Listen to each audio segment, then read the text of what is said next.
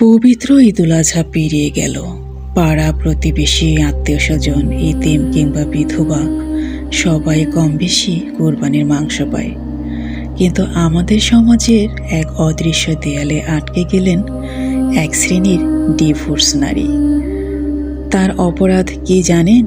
তিনি একা। এই মুহূর্তে কোনো চাকরি বা ব্যবসা নেই, তাই ফ্যামিলির উপর পুরোপুরি নির্ভরশীল। তার এই নির্ভরশীলতার কারণেই তিনি আজ নিজের পরিবার আর সমাজের চোখে এক বিশাল বোঝা।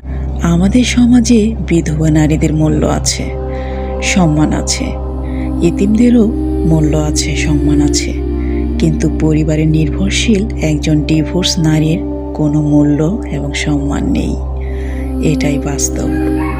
এই শ্রেণীর ডিভোর্স নারীদের ভাগ্যে জুটে কেবলই অবহেলা আর তুচ্ছ-তাচ্ছিল্য এবং মানসিক নির্যাতন।